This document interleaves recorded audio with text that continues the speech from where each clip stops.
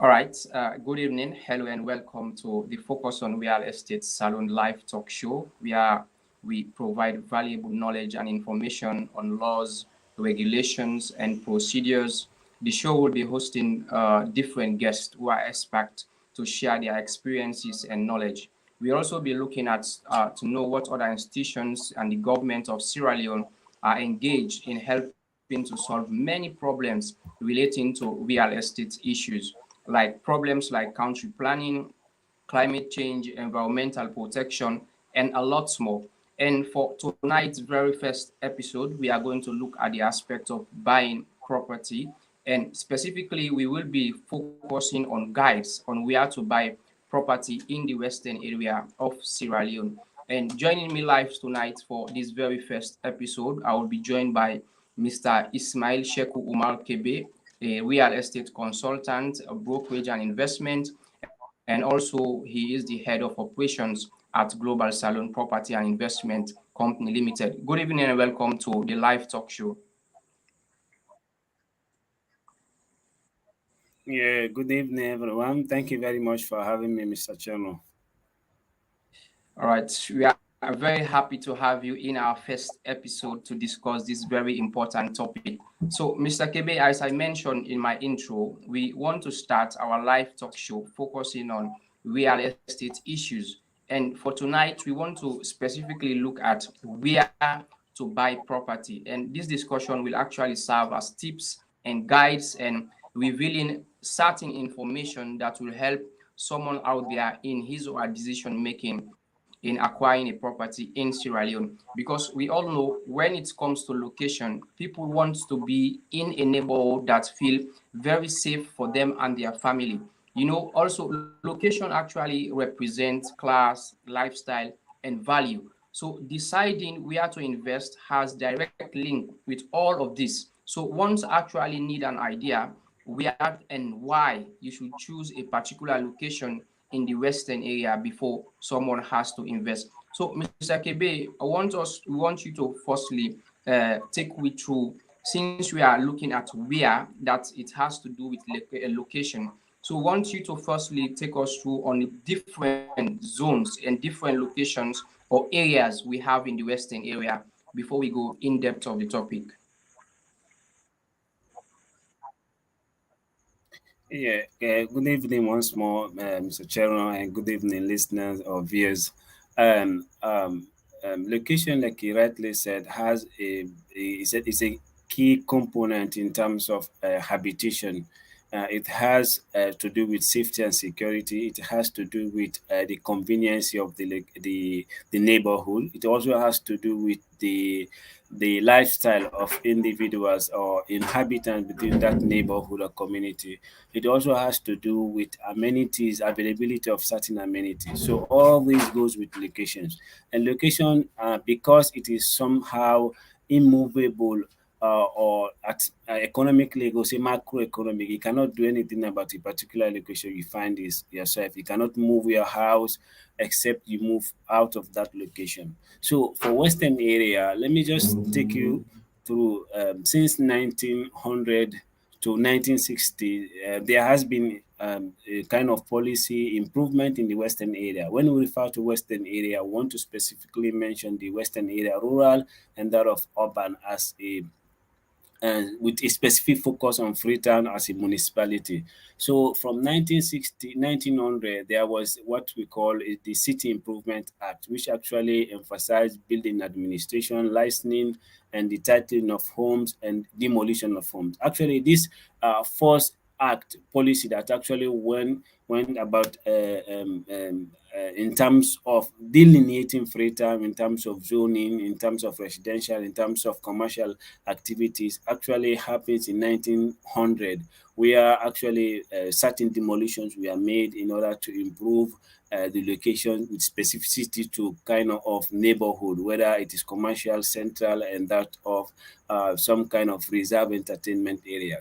There was another plan policy, or let me say another report that was put together, which refers to Slum Clearance Report and Fry and Family Report in 1945. All these reports actually plans regulation for in a first comprehensive plan for the city as a free town, and report focus on enforcing previous standard in the 1900 City Improvement Act, and also it was for the first plan that actually advocated alternative accommodation for the urban poor.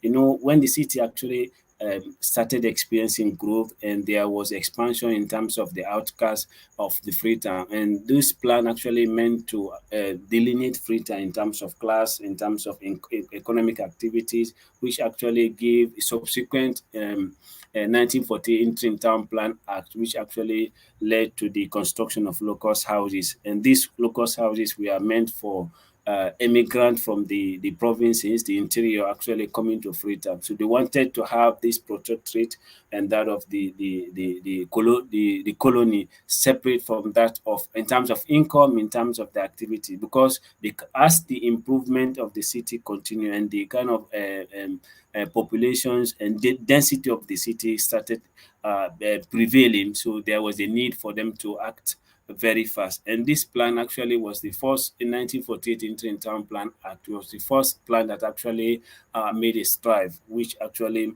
delineates Freetown as we have it today. So similar thing like Boris plan in 1963 actually emphasized the police zoning of shopping boutiques we have now at PZ. That's where actually activities of commercial activities were alienated. We have Wilberforce communities, including Spur Road, Spur Loop, and the Lumley Act and going to Lumley. And all these plans were actually meant for the Freetown to be delineated based on the same kind of what we'll be emphasizing in terms of income levels, in terms of expatriate, in terms of the British colony, in terms of the immigrant from the provinces. So all these plans we are all have to do with something like locations. They wanted to have a specific location based on income income class, based on kind of social activities as well as economic activities. These are actually what is still reflecting in Freetown.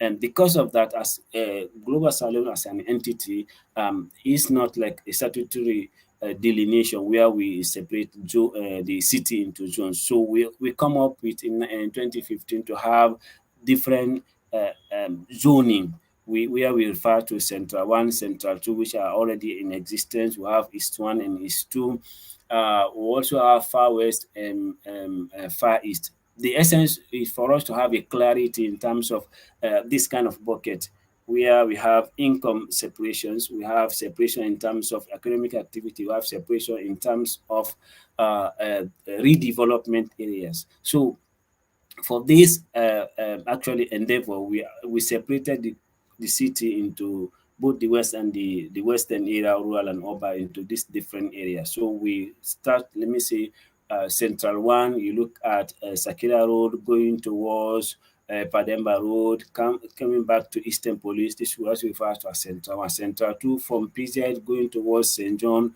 and St. John and including the slums area and the mountain area, Soriton and Sumailton area, all would refer to those as Central 2. So from there we move to from from St. John to Congo Cross and up to Lumley refers to that as West 1. Sorry, up to Congo Cross, including Moriton and all those areas, we refer to that as West 1. And from Congo Cross going to Lumley, we refer to that as including Aberdeen and all the peripherals of Lumley, including Babadori and that of Kaningo. So all those areas are referred to as West. So from Juba to Tuke, we refer to that as Far West. And that's the same for the East End. From Eastern Police to Upgon, we refer to that as East 1. From Upgon to, let me say, Calabato, we refer to that as East 2.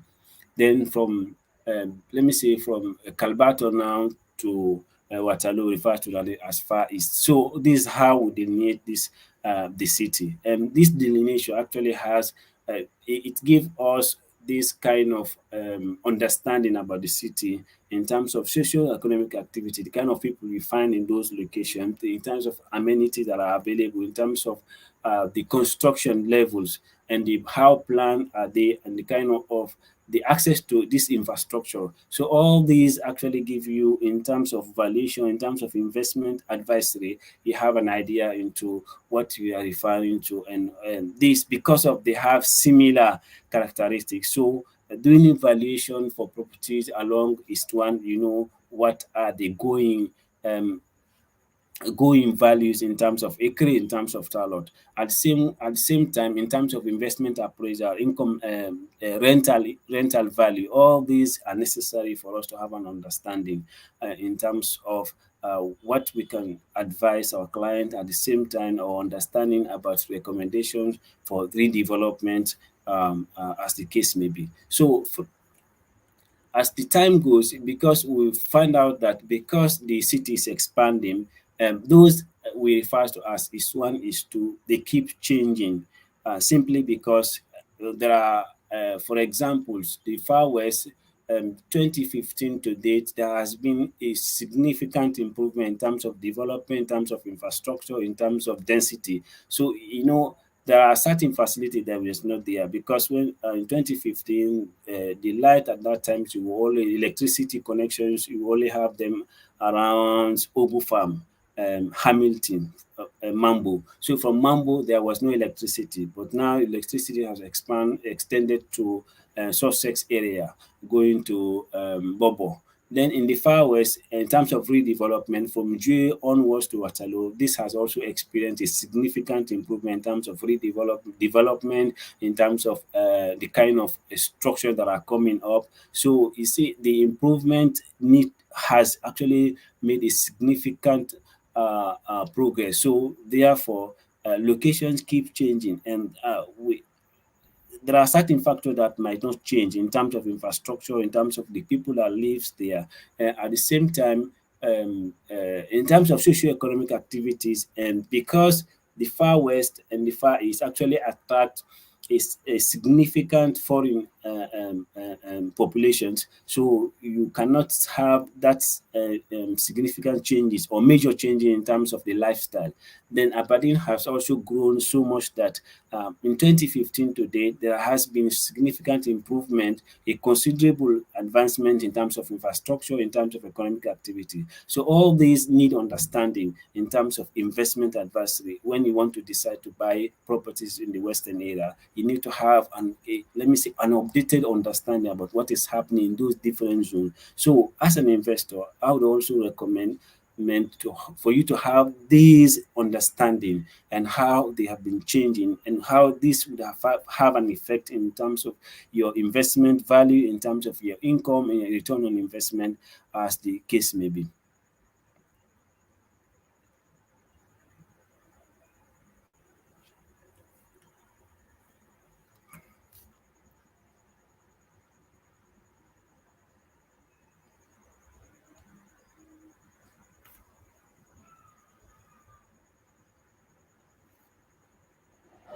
Hello?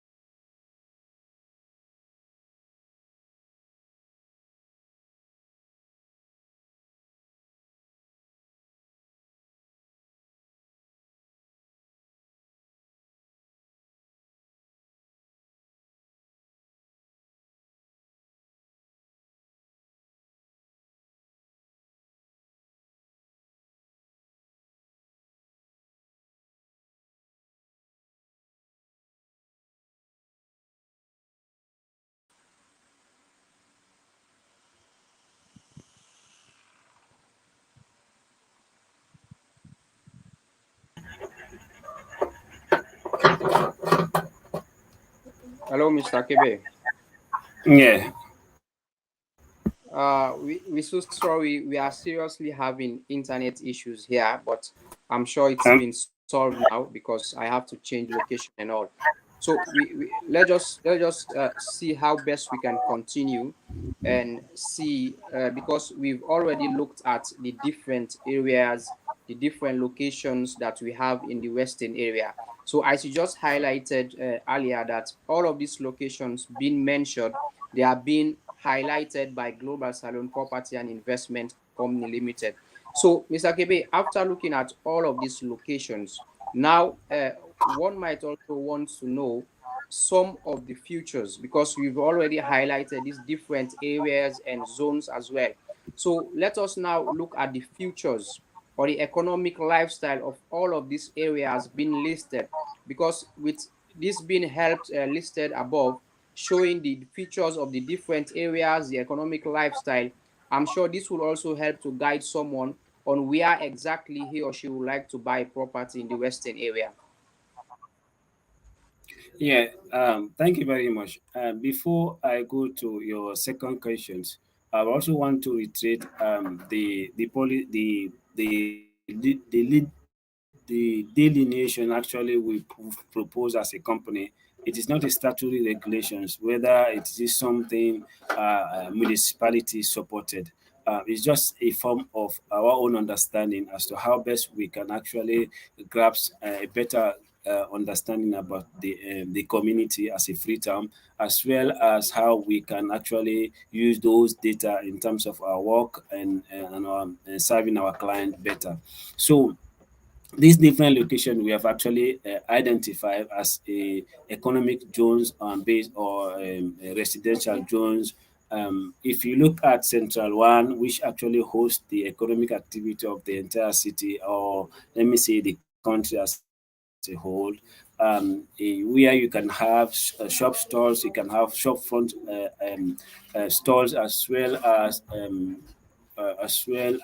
a store for commodities and in all types, and also actually host a host of building material stores. So these areas, which we refer to as Center One and Center Two, they are largely commercial, whether it's office spaces or it is let me say mix of residential area. So none of these locations that we have identified has actually a specific zoning area, meaning exclusively for a residential or commercial.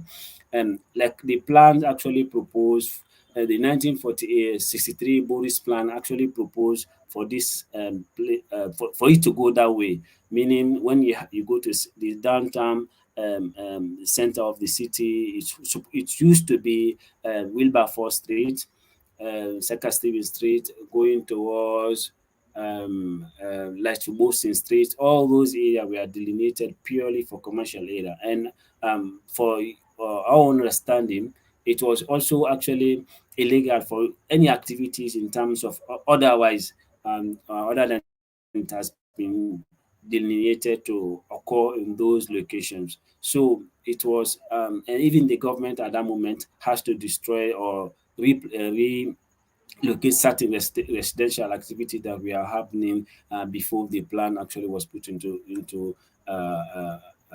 use. So because of that, you can see this has changed much significantly because there is no particular location you can say is purely residential area, is purely commercial area. So it's either largely commercial, largely residential, or the vice versa.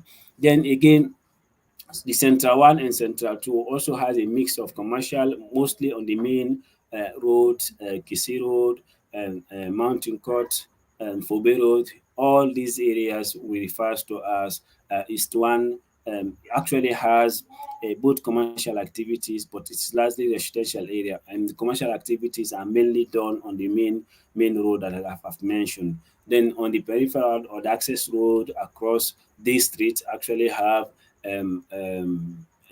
it's mostly residential area. This also applies to the mountainous area. We refer to Mount Orel, refers to Ginger Hall, up to Blacko Road, all these areas actually are mainly residential area of low income people. Then it moved to east, and this continued to east one and east two and far east. All these areas are mainly residential area of low and middle income earners, and there are few high income earners property. There are people. There are also high class properties along this area, which we refer to as space on grade C, grade B. Um, that are existing in this location. And this has been keeps changing, like I said earlier, because of the improvement is not actually restructured to exclude a particular development in certain areas. So you can find it possible for you to have a high-rise building within these areas, which I've mentioned as they are residential area located in this area, like I said.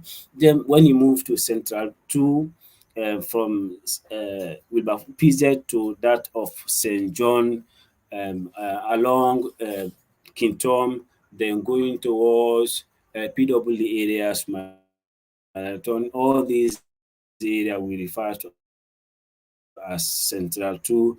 They also has a mix of commercial and as well as the case may be. It is largely residential area. We can only find commercial activities along the major road in this community. Then it moved to western area, west one. Let's say west one from St. John to Congo Cross along Wilkins Road, going to Wilberforce, yes, Wilberforce, Tembertown, and down to Moriton. All this we refer to as West One. And these areas are mainly residential areas of middle income, working class, whether they are actually involved in self-employment or working employed. So all these areas are mainly residential area. And with the first per se, like I said, in the town improvement plans, the Boris plan actually, it was mainly for British citizens, and which this Wilberforce, Wilberforce has like Spur Road and Wilberforce Loop, all these Loop Road, all these areas were actually specifically for the colony. So that's why until now you have these traces of it's reserved to be the most affluent, let me say the heart of Freetown in terms of the preferred location in terms of residents in Freetown. So it used to be a purely colonial settings, and that's reserved for the colony, the British, and all other administrative activities. So this continue to Signal Hill Station up to nowadays. We have IMAT. Also, Leicester is also growing rapidly. So all these areas are purely they're supposed to be purely residential area. Hill Station per se, it came into existence after the war. So you can find out in 1974, 1999 5-year national development plan. It was actually part of the president Kaba plan to have this encapsulated in most of our previous plans, meaning it's supposed to be a residential area. So before in 1974, when actually President Saka Stephen decided to have this AU hostel house around Hill Station, this was the plan to have it as purely ambassador area or foreign zone. So and that's where the the 19 the 1972 self-help model, which actually was built on 1974 model of UNDP report. Actually, these various government across Africa also adopted this, and to have it a specific location for a foreign um, let me say foreign embassies and other things. So that's why the Hill Station actually came about, and that's what the President Kaba actually built on, where we have now IMAT, Hill Station, Leicester. All these are new development areas that came into existence between 1974 to before the war, and it continued after the war. So these are purely high class residential area, and that's why it was actually planned for it to be have all these amenities, and there was a strict regulation in terms of development that actually prohibit commercial activities in those locations, although it has been changing considerably, pretty uncontrolled. So you also have the far west from Lumley extend to the western area rural from Juba to Turkey. All these area development area that are experiencing a significant development. It has become a preferred location for most residential communities for diaspora as well as others returnees from the diaspora. So you can see how the trend in 1963, the Boris Plan actually delineated Freetown for it to go this way. So the West continued to attract this kind of class, working class, in middle and high income earners, and it also continued to attract social amenities like schools, restaurants, supermarket, which are not actually prevalent in the East. So the East, for let me say, it's very important to state, the Boris Plan actually, which gave the government, which gave the government an insight into developing low-cost housing. And low-cost housing in the East was actually the outcast of Freetown, according to the Duarte report in 1985. It was actually as a result of this Boris 1963 plan, a 1979 or 1948 plan, the town improvement plan, the Fryer Farms report in 1945 actually gave an insight into developing an outskirts city where they can control immigrants coming to Freetown. You see, so that's why they develop low-cost housing for low-income earners or laborers coming to Freetown for industrial as a form of industrial hub, labor hub for Wellington Industrial Estate. So all these were actually planned. So it's not a, a surprise when we see Freetown being actually delineated as it is now today, east and west, and the east attracting affluent communities, and where the west actually where the east actually still lacking basic amenities. And to speak, even the water supply actually extend up to this low cost housing, and the low cost housing. From low cost housing, let me say, old road barracks continue to Jue, where Freetown actually end. There is no water supply, and the infrastructure in terms of water supply is still lacking. So because of that, there we are plan to have this mini hydro that supply all these Kisi communities across let me say, the outcast by them. So those supply has actually been cut off as a result of deforestation and other things. So you can see that because of particular people are being attracted to certain location, and this actually has implication on cost.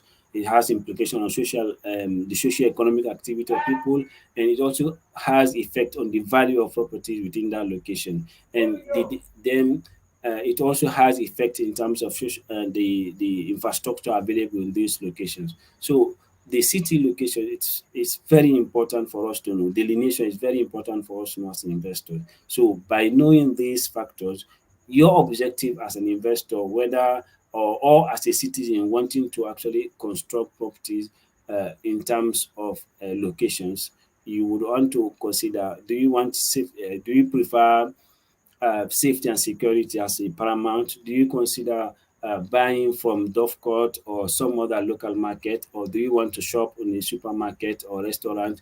And do you also consider the noise levels, or do you also consider the water supply, or do you consider the neighborhood? Who do you share let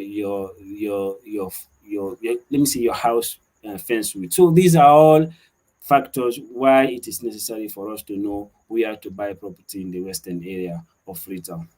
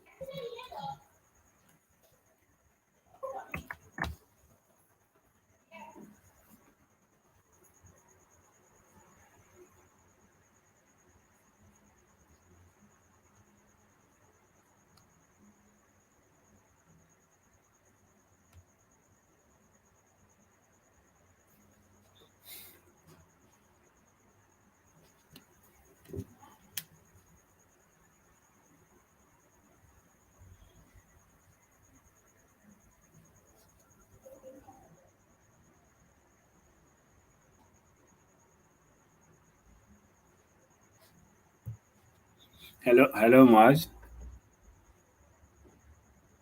Hello.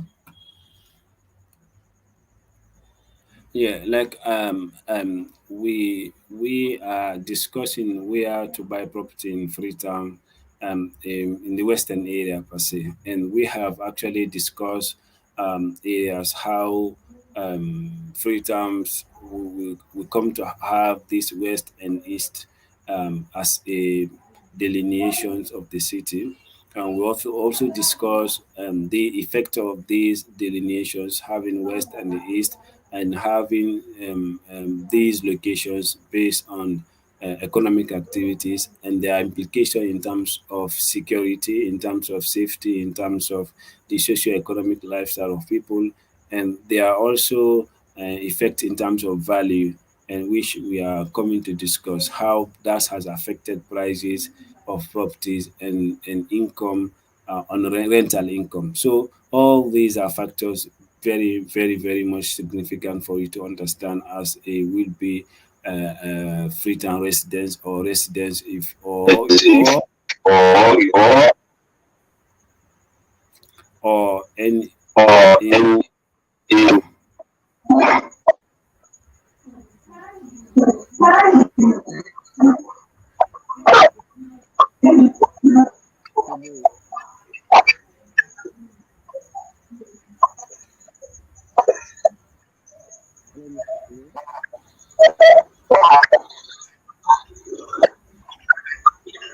so the cost of so this. because of this.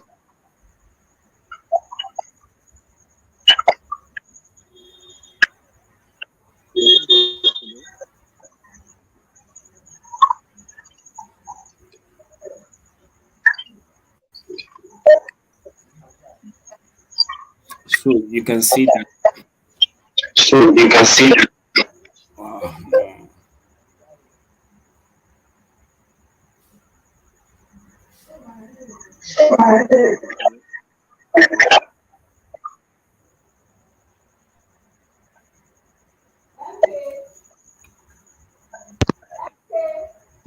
Hello. Yes, I'm here. Right. Okay. Sorry, I'm back again. Having a challenge here with the internet, but it's okay again. And thanks very much for actually taking us through. We've actually looked at in depth of this particular discussion from the start on where to buy property in the Western area. And we've already completed on listing the different areas and different zones we have in the Western area. And we've also moved on looking at the futures of these particular areas that we listed earlier. So, I want you also to consider, or let's briefly say, in all of these particular areas that you have listed, because someone might want to also know in choosing this particular in choosing a specific area, I think one should also consider the purpose of why he or she will be needing the particular property, because from all the areas that you have listed, we've actually specified for some specific area it's based on for commercial use. Majority do buy property in that specific area for commercial use, and there are some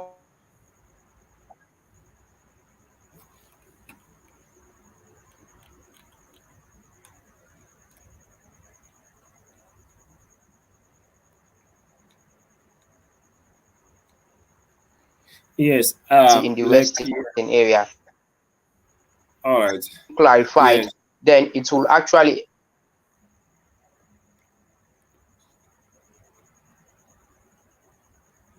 yes.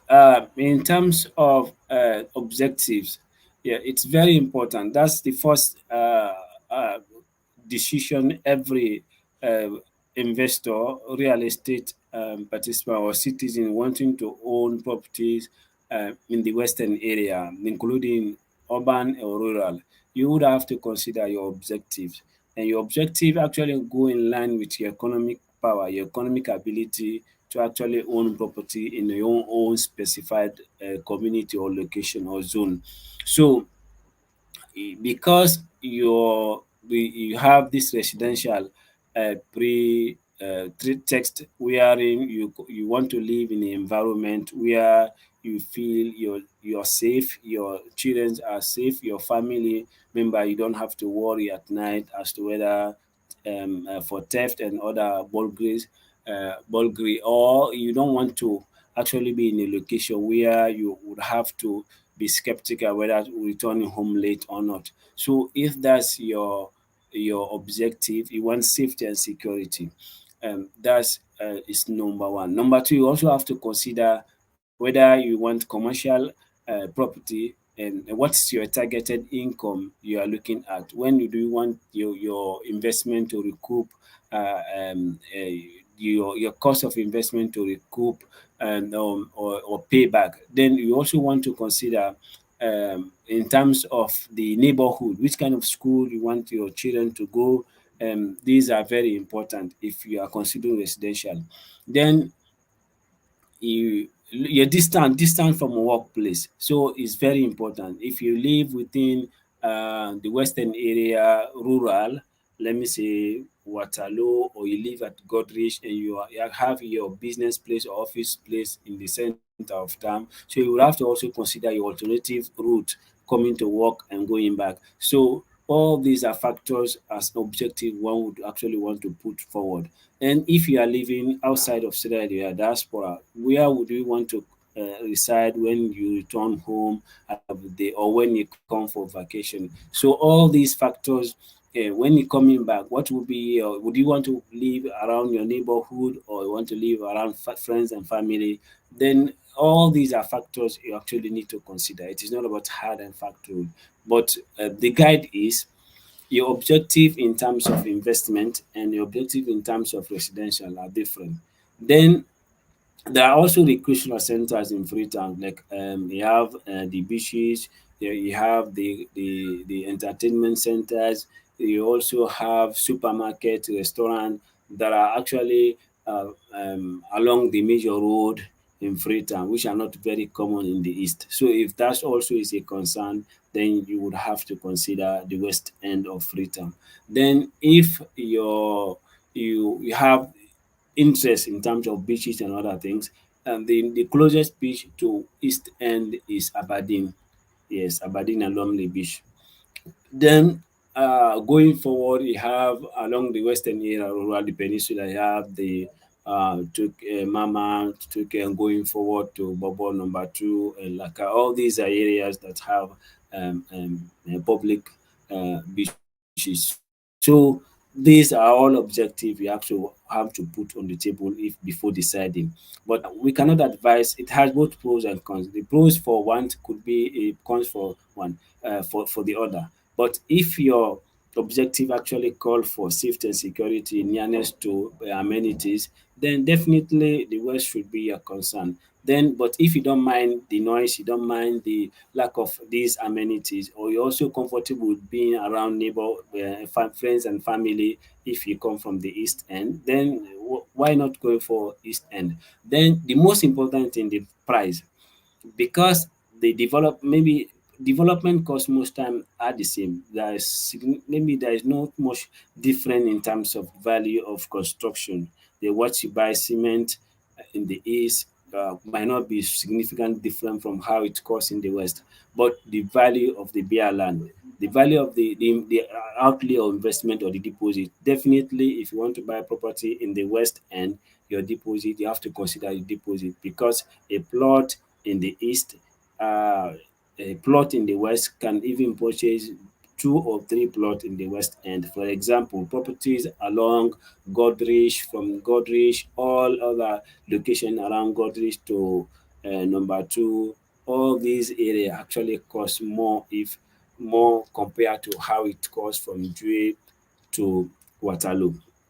Definitely. So if your deposit, for example, is very small, then you have no option to go except you go to the west end. Because, for example, a plot in number two is nearly exceeding 100 to 130 million for one, just for one plot. and that 140 million could actually have more than one plot for example, in Grafton Jue and going forward. Then, for similarly, another thing you need to consider is about your your like I said, your commit to workplace and that and back. So because of the infrastructure is a serious concern.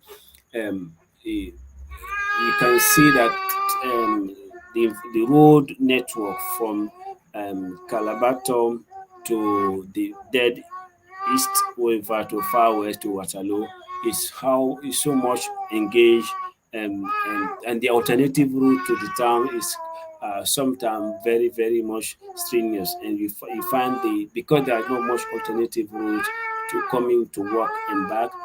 You can see you spend more times along the time from work to and back. So because if you live in the west end, you have alternative routes going back. For example, if you are heading to London, there are several, maybe if I there are up to 3, 4 routes. You can either choose Wilkinson Road, you can use Moriton, go to Aberdeen, you can use Hill Station, go to Hill Station, Hillcourt, go to Lumley. Then you can also choose, let me say, Hill Stations, IMAT, FBC going forward. So all these. All right, Mr. KB, I will have to reconnect your mic again after, because I just want to make few clarification again before we continue, because making mention of all of this when it comes to choosing a particular location or a particular area, as you mentioned, all of these different areas you just mentioned here, maybe sometimes the price also plays an important, a pivotal role in making this decision, because with all of the areas being listed, sometimes for security, for economic lifestyle, for education, all of this importance being mentioned, maybe because of the price again, one will have no other option but to look at a particular area or a particular zone which he or she can afford, instead of looking at all of these futures or the economic lifestyle you just mentioned. So I think the price again is something that maybe we'll throw light upon to see how best sometimes the price do affect the decision when an individual intends to buy a property in the western area.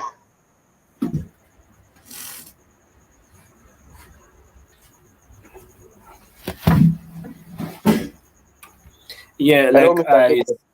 Kiko. like I said, I've already mentioned price, and I try to explain it in the form of, in terms of cost of properties along the west end, is somehow double the price. Okay, give me a minute.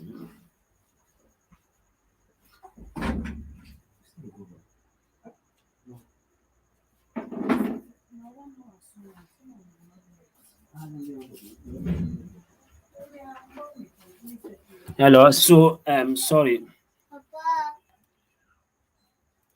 So, because of the the demand and the kind of people attracted to the West End, definitely you would have to see increase in supply, sorry, increase in demands as against short in supply. So because more people have become attracted to the West End, and owing to the let me socio-economic activity in the West End, definitely the prices for properties from the onset has always been higher. At the same time, the value of properties actually reflect on those lifestyle. At the same time, the amenities available, the kind of individual attracted to the West End, they also discriminate, let me say, exclude others. And all these actually compounded has gotten impact or effect on the pricing. So definitely prices of properties in the West end is higher, is lesser in supply, is short in supply as well, compared to that of properties in the west, in the east end. So I think I've already clarified in the previous and why this occur this way. Yeah.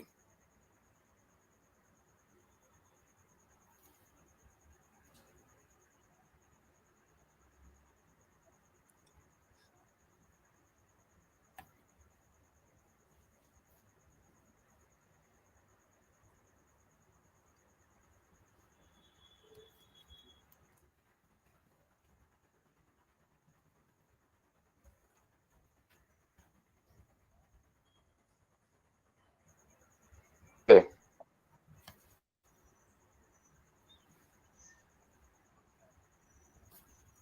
Hello? Yeah, I'm getting you. All right, so I say I've already clarified why this happened this way. It's because it has effect on the kind of people attracted. It has to do with supply, how many properties are available for sale. It also applies to the population's density, and the size of the the location at the west at the sea, because already is fastly developing and there is no much land available for resale except those that have already developed. So you can see these factors actually compounded to give value to properties and that of the price in the West End. All right, Mr. Kebe, now in conclusion, before we actually come to the end of this particular discussion, I would just like to ask you personally, with all of the areas, zones, advantages, if you secure property in the Western.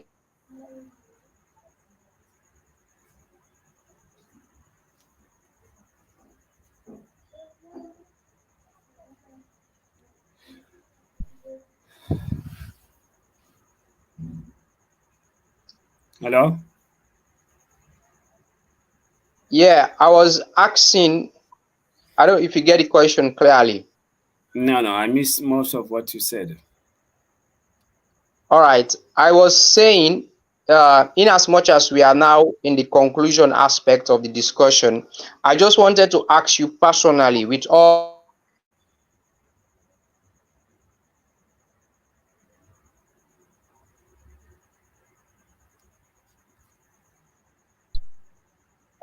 I was asking if you as an individual intend to buy property in the Western area, which of this area will you choose personally?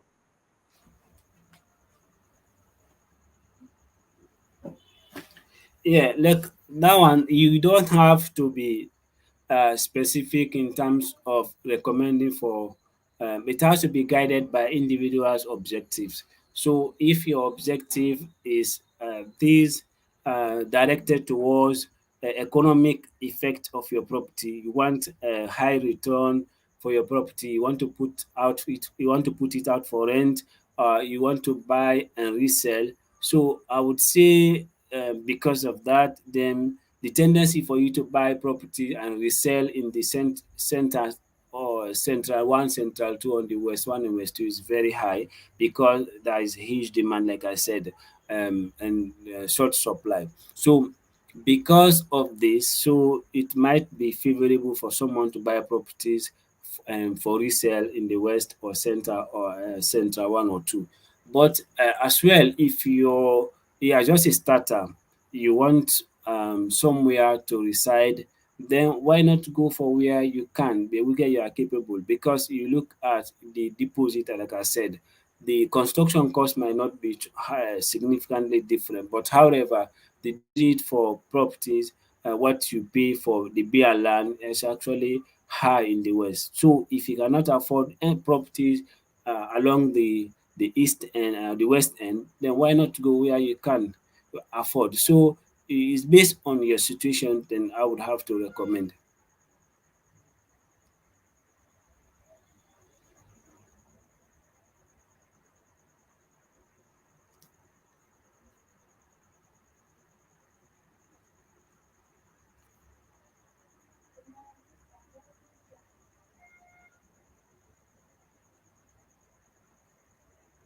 Yeah. So in addition, because you wanted to put up a structure where you can have a huge return at the end of the day, or shop front where you want it to be fully occupied throughout the year, then definitely, or you would have to go to the West End, and you also have to consider the target people that you're serving. You see, in as much as there is high demand for property in the central or in the West End, because you fail to consider who are you serving. Do you want to serve the income class, like I said, average income class, or do you want to serve the high influential areas? To all these areas that we've mentioned, they have their specific community features. For example, Aberdeen has its economic features in terms of, it also has its implication in terms of lifestyle. So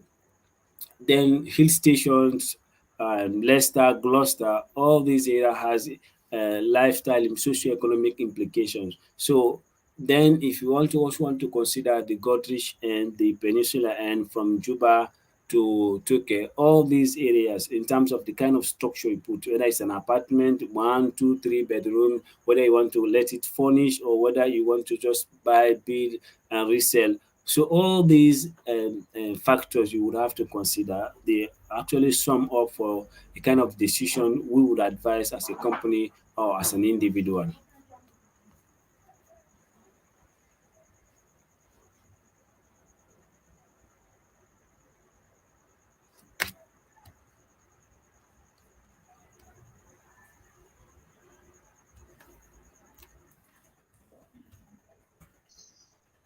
All right.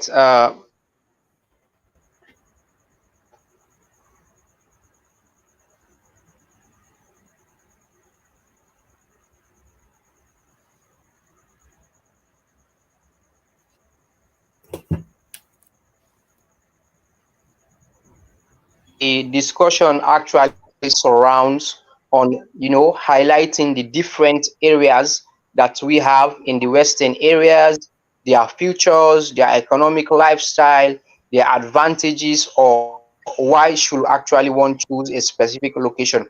All of this has been answered in today's episode, and I had with me today tonight joining me live on the first episode on Focus on Real Estate Salon live talk show, and he was actually discussing a lot. And Mr. Kebe, we won't be delving in a bit into the pricing issue because of the time now, but I think one of our subsequent discussion that we'll be having is also look at how this particular location influence the price of a particular property. I think we'll also be making time to discuss that as well. But for tonight, Mr. Kebe, want to say again once more, thanks very much for joining us live on discussing this particular important topic. Yeah, thank you very much for having me. And I think there is more to discuss in terms of locations, because normally it is said location bears 30% of your economic decision in terms of real estate. It is said that the first thing you would have to consider when buying a property is location, second location, third location, because it has influence on the lifestyle, it has influence on the economic activity, it has influence on the safety and security of the location of your property. So, or an individual. So, these are very, very important where to buy property. You will actually need to thoroughly consider. Don't just go for property, because there are certain locations within the western area, western area, rural, that we cannot recommend. We cannot pinpoint right now. If you are living overseas, you want to come back to Freetown, there are certain area within the western area, rural, that we cannot recommend for you to buy a property. So because for you to develop, put up some certain kind of investment on those locations, because if you do, then your vacancy rate will be high. And we have been in contact with people that constructed property in the wrong location. They want to sell, it is not selling. They want to rent, it is not attracting the kind of the caliber of individual that can pay for the property. Then they want to just go out it is then that's not also prudent as well. You just cannot abandon the property or just rent it to anyone, because letting it out at the end of the day, the repair cost of that property will actually high so much that you become disinterested in the investment. That we don't want to encourage. So therefore, it's very important for you to consider when and where to buy property in Freetown. So in the Western area, I believe this is a very good discussion, and that we can deliberate further. And it was my pleasure being with you, Mr. Chairman. Thank you very much. All right. Once more, thanks very much. All right. Once more, thanks very much, Mr. Kebe, for joining us tonight. As I said, we will make time to actually delve into the issue on property pricing, and we'll make way for a specific episode to discuss that. Well, this is how we have successfully come to the end of the first edition of Focus on Real Estate Salon live talk show. And I have been your host, Cherno Majuba. And we actually hope you've benefited a lot from this particular episode. And further, if you have comments, you have questions and recommendations, you can actually send them to us on WhatsApp on the number 076303100. And also don't forget to join us next week for another fresh edition. And also follow us on all our social media platforms, especially on YouTube, Facebook, and Instagram. I have been your wonderful and energetic host, Cherno Majuba. Till we meet again next week, good night.